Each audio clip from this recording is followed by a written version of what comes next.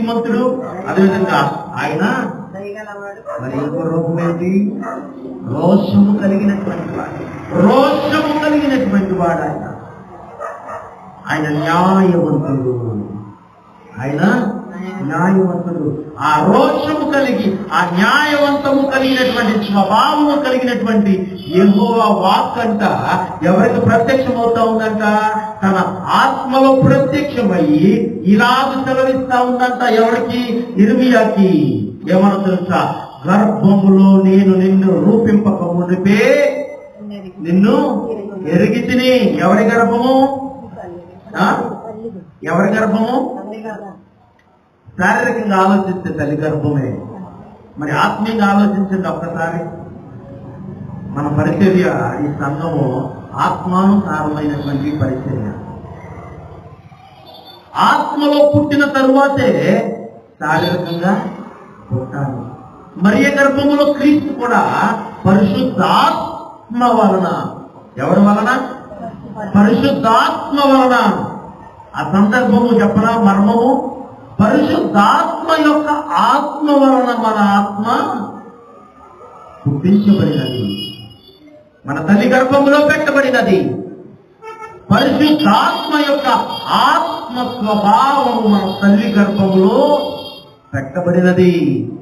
ఆత్మ విధానములో మనము కూడా పరిశుద్ధాత్మ ద్వారానే, తల్లి గర్భము ద్వారా ఆత్మ విధానములో పరిశుద్ధాత్మ యొక్క స్వభావము ధరించుకున్నటువంటి వారమై పరిశుద్ధాత్మ వలన మన తల్లి గర్భములో మనము పిండాభివృద్ధి అయ్యాము. పిండాభివృద్ధి ఎలాగయ్యామో తెలుసా? శరీరానుసారముగా. అందుకే చూడండి యెహోవా ఇల్లు కట్టని యెడల కట్టువాని యొక్క ప్రయాస వ్యర్థమే. యెహోవా ఇల్లు కట్టించిన యెడల, అప్పుడు కూడా కట్టువాని యొక్క ప్రయాస. ఎవరు కట్టాలి? మన ఆత్మను. ఎవరు కట్టాలి? మన శరీరాన్ని. ఎవరు కట్టాలి? మన ప్రాణమును. దేవుడే కట్టాలి. చూడండి, అటువంటి యెహోవా వాక్కు ఇర్మియా యొక్క ఆత్మలో ప్రత్యక్షమై ఇలాగ సెలవిస్తా ఉందంట. ఎలాగూ? గర్భములో. చూడండి, మనము తల్లి గర్భములో విత్తన రూపంలో వేయబడక ముందే దేవుడు ఏం చేస్తున్నాడు తెలుసా? తన గర్భములో నుంచి, తన ఆత్మదైనటువంటి గర్భములో నుంచి ఒక ఊపిరి తీసి ఏం చేస్తా ఉన్నాడు? ఊదుతా ఉన్నాడు. ఒక ఊపిరిని తీసి ఊదగా అప్పుడేమయ్యారు? జీవాత్మాయను. ఆ జీవాత్మ ఎవరిలో పెడుతున్నాడు? దేవుడు తల్లి గర్భములో పెడతా ఉన్నాడు. మొదటిగా ఆయన యొక్క గర్భము అనగా ఆయన యొక్క ఆత్మదైనటువంటి స్థితిలో ఉన్నటువంటి గర్భములో నుంచి ఏం చేస్తా ఉన్నాడు తెలుసా? ఆయన తీస్తా ఉన్నాడు. ఆయనదైనటువంటి ఆత్మ గర్భములో నుంచి దేవుడు ఏం చేస్తా ఉన్నాడు తెలుసా? ఒక ఊపిరిని తీసిన విధముగా మన ఆత్మను తీస్తా ఉన్నాడు. మొదటిగా ఎవరి గర్భంలో మనము బయటకు వచ్చాం? ఎవరి గర్భంలో నుంచి? దేవుని యొక్క ఆత్మదైనటువంటి గర్భం. అంటే ఆయన కూడా కడిపేసుకొని ఉంటాడని అనుకోవద్దు. ఆయన ఊపిరిలో నుంచి, నిశ్వాసలో నుంచి ఒక ఊపిరిని తీసి పోదగా అదేమైందంట? జీవాత్మైనటువంటి ఆత్మని ఎవరిలో పెట్టాడు? మన తల్లి గర్భంలో పెట్టాడు. చూడండి, గర్భములో నేను నిన్ను రూపింపక మునిపే ఎరిగితిని. చూడండి, మనము మన తల్లి గర్భంలో నుంచి బయటికి రాలా. ఈ భూమి మీద ఉంటాం మనం ఇప్పుడు. ఈ భూమి మీద ఉండలేదు అంటే, తల్లి గర్భంలో నుంచి బయటికి రాలేదంటే, ఈ భూమి మీద లేమంటే మన ఆత్మ ఎక్కడుంది? దేవుని దగ్గర ఉంది. దేవుని ఆత్మతో మన ఆత్మ మమేకమయ్యింది. అంటే ఏంటి? దేవుని ఆత్మలో మన ఆత్మ ఉన్నది. దేవుని ఆత్మలో మన ఆత్మ ఉన్నది. దేవుని ఆత్మలో మన ఆత్మ ఉండిన తర్వాత మనలను బయటికి తీయాలి అనుకున్నాడు దేవుడు. మనలను బయటికి తీయాలి అనుకున్నాడు. అంటే ముందుగా మన మీద ఆయన ఏం కలిగి ఉన్నాడు? మన మీద నమ్మకాన్ని కలిగి ఉన్నాడు. నమ్మకాన్ని కలిగి ఉన్నాడు. ఏమని? ఫలానా సాగర్ని తీసి ఊదితే వాడు జీవాత్మ అవుతాడు, భూలోకంలోనికి వెళతాడు. భూలోకంలోనికి వెళ్ళిన తర్వాత వాడు మార్గం తప్పి తిరుగుతాడు. మార్గం తప్పి తిరిగినా గాని మరలా నేనేం చేసి వాడిని నా యొక్క మార్గంలోకి తీసుకొని రావచ్చు. నా మార్గంలోకి తీసుకొని వచ్చిన తర్వాత వాడి మరణానంతరం మరలా ఎక్కడికి వస్తాడు? నా ఆత్మలోనికి వచ్చేసే రీతిలో ఉంటాడు అని చెప్పి దేవుడు ఏం చేశాడు? నన్ను నమ్మి నా శరీరాన్ని నమ్మాడా, నా హృదయ ఆలోచన నమ్మాడా, నా ఆత్మను నమ్మాడా? నా ఆత్మని నమ్మాడు.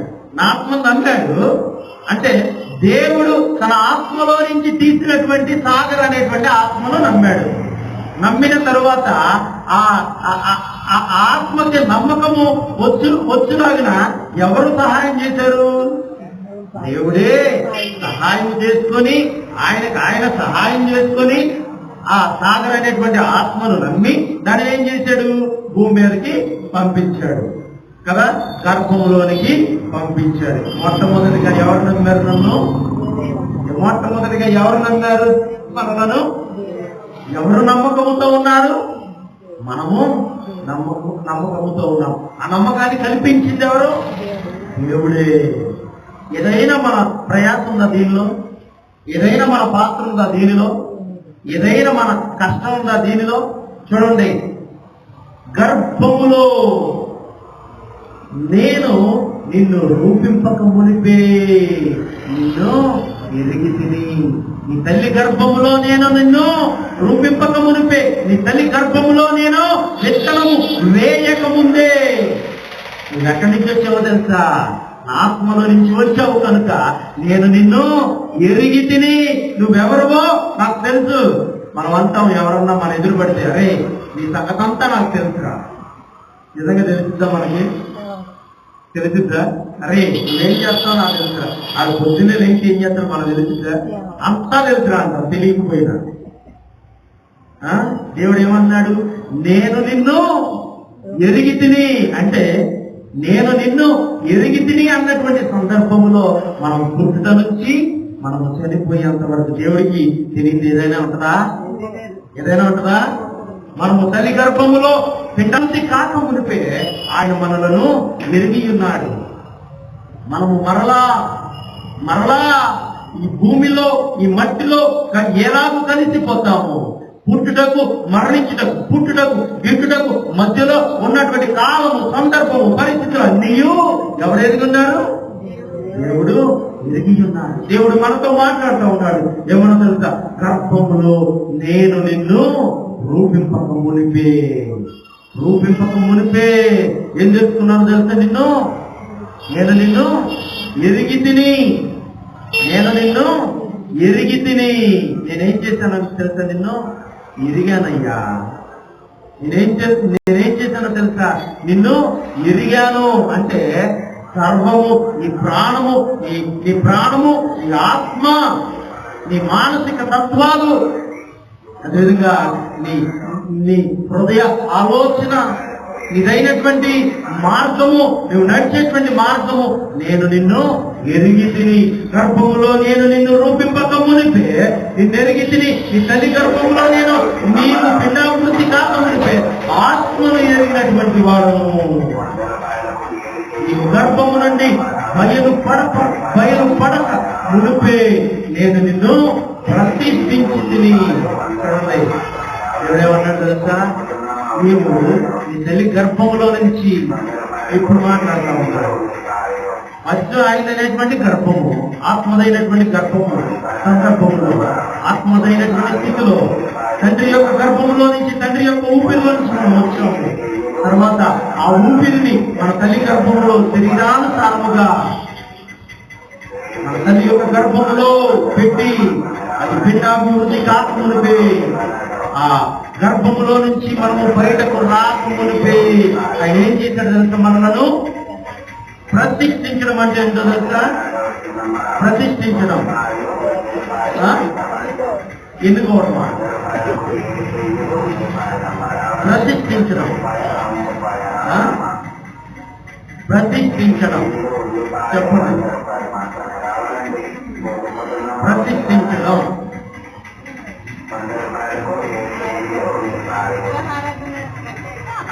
శరీరానుసారంగానే చెప్పాలి.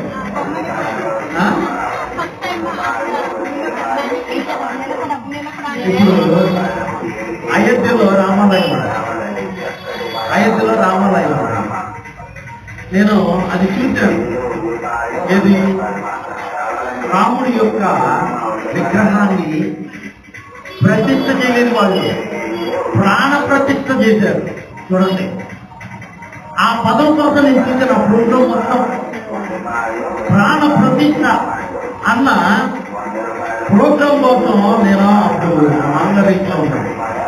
వీళ్ళందరూ లోపల ఉన్నారు. చక్కని టీవీ పెట్టుకొని